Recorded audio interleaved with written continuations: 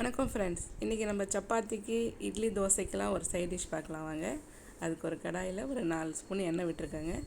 அதில் பெருசு பெருசாக கொஞ்சம் வெட்டின வெங்காயமும் ஒரு பாதி வெங்காயம், ஒரு குடமிளகாங்க. இதை நல்லா கொஞ்சம் அப்படியே ஹை ஃப்ளேமில் வச்சு ஒரு நிமிஷம் அப்படியே வதக்கிக்கலாங்க. ரொம்ப வதங்க வேண்டாம், ஒரு நிமிஷத்தில் வதங்கினா போதும். அது அப்படியே வதங்கினதுக்கப்புறம் ஒரு பிளேட்டில் மாற்றிக்கலாங்க. திருப்பி அதே கடாயில் எண்ணெய் இருக்குது இல்லைங்களா, அதில் இன்னும் ஒரு ஸ்பூன் எண்ணெய் விட்டுங்க. கொஞ்சமாக விட்டுக்கலாம், கடலை எண்ணெய் தாங்க.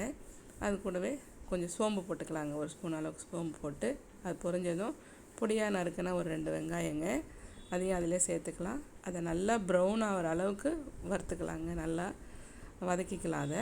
அது வதங்கினதுக்கப்புறமா தக்காளி பழம், ஒரு 2 தக்காளி பழம் தோல் எடுத்துகிட்டு போட்டிருக்கேங்க. அது கூடவே 2 பச்சை மிளகாய், இது வதங்கிறதுக்காண்டி உப்பு போட்டுக்கலாங்க.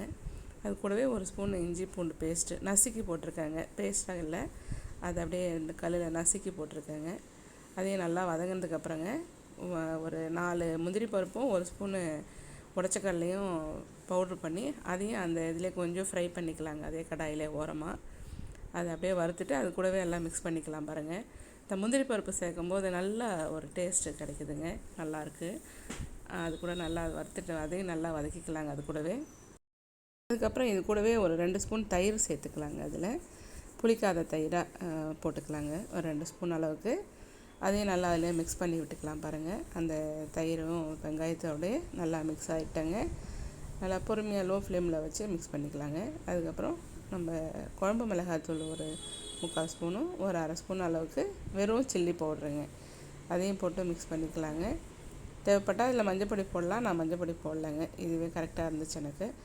அது அப்படியே நல்லா அதையும் அந்த மிளகாத்தூள் வாசம் கொஞ்சம் போகிற அளவுக்கு அதை அப்படியே ஃப்ரை பண்ணிடலாங்க. அதிலே பண்ணிவிட்டு ஒரு டம்ளர் அளவுக்கு தண்ணி விட்டுக்கலாங்க. நம்ம கிரேவிக்கு தகுந்த மாதிரி, நான் 2 பேருக்கு உண்டான செய்கிறேங்க, அதனால் ஒரு டம்ளர் தண்ணி விட்டு அதையும் நல்லா மூடி போட்டு கொதிக்க விடலாங்க. ஒரு 4 நிமிஷம் கொதிச்சதுக்கப்புறம் அந்த எண்ணெய் பிரிஞ்சு மேலே வரும் பாருங்கள். அந்த டைமில் நம்ம வதக்கி வச்சிருந்த வெங்காயமும் அந்த கேப்சிகமும் போட்டு அதிலே பரட்டிக்கலாங்க. அதையும் நல்லா ஒரு கலக்கிட்டு அதுக்கப்புறம் மல்லித்தழை போட்டு இதையும் ஒரு 2 நிமிஷம் மூடி வச்சிடலாங்க. கொஞ்சமாக அதில் வெந்தால் போதும்.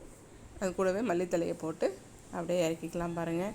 சப்பாத்திக்கு சூப்பராக இருந்ததுங்க, சாப்பிடவும். ட்ரை பண்ணி பாருங்கள் ஃப்ரெண்ட்ஸ். பிடிச்சிருந்தா லைக் பண்ணுங்கள், ஷேர் பண்ணுங்கள், சப்ஸ்கிரைப் பண்ணுங்கள் ஃப்ரெண்ட்ஸ். தேங்க்யூ.